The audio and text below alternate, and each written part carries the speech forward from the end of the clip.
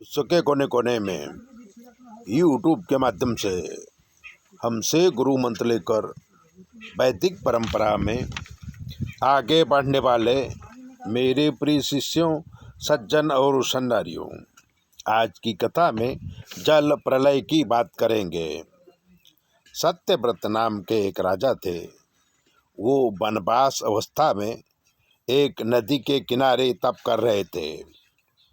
एक बार वो नदी में खड़े होके सूर्य देव को अंजलि दे रहे थे कि उनकी अंजलि में एक छोटी सी मछली आई। राजा ने मछली को पानी में डालना चाहा, पर उन्हें विचार आया कि अगर मैं इसे पानी में डालूंगा तो बड़ी मछली इसे खा जाएगी। इसलिए उस छोटी मछली को उन्होंने अपने कमंडल में डाल लिया। फिर राजा महल में आए और महल में आ करके दूसरे दिन देखा कि मछली इतनी बड़ी हो गई है कि कमंडल में अब उसके लिए छोटा पड़ रहा है। तो उन्होंने एक तालाब में मछली को डाल दिया। दूसरे दिन मछली इतनी बड़ी हो गई कि तालाब भी छोटे पड़ने लगा। तब उन्होंने उस मछली को नदी में डलवा दिया। राजा ने देखा कि मछली को नदी भी छोटी पड़ रही है, इसलिए उन्होंने मछली को समुद्र में डाल दिया और उसकी व्यवस्था की। तो जब राजा मछली को समुद्र में डाल रहे थे, तब मछली ने मनुष्य की आवाज़ में बोली, मनुष्य की बोली में बोली कि राजन, तुमने मेरे प्राणों की रक्षा किया है तो मैं तुम्हारी रक्षा करूंगी। आज से बराबर 7वें दिन जल प्रलय होने वाला है। पृथ्वी पानी में डूब जाएगी और सब कुछ नष्ट हो जाएगा। तो तुम एक नाव बनाओ जो बहुत बड़ी हो और उसमें सारे बीज, ऋषि मुनियों को बिठाओ, औषधियों के बीज ले लो और तुम बैठ जाओ। और फिर जब तुम्हारी नाव डूबने लगे तब मुझे याद करना, मैं आ जाऊंगी। राजा ने ऐसा ही किया।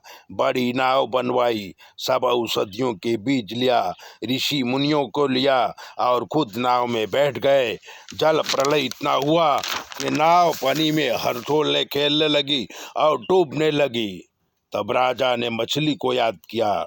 मछली एक बहुत बड़ा विशाल रूप धारण करके और नाव के पास में आ गई।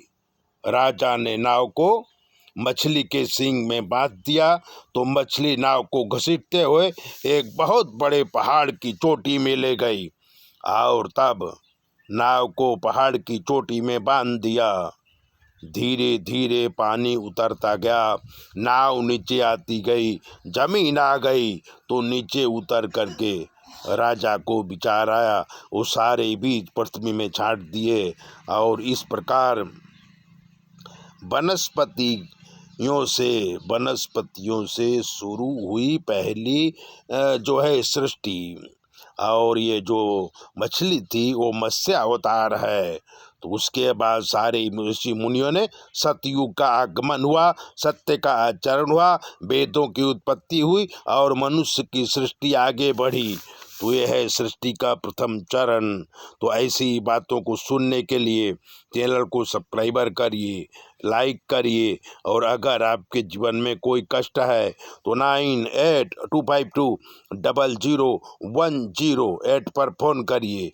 आपकी सारी समस्याओं का हल हम करेंगे। चैनल सब्सक्राइबर जरूर करें।